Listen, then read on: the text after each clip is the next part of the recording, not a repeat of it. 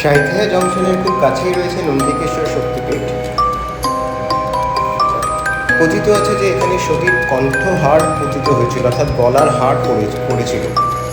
মন্দির প্রাঙ্গণ মোটামুটি পরিষ্কার পরিচ্ছন্ন, এখানে থাকার ব্যবস্থাও আছে বলে শুনলাম, এবং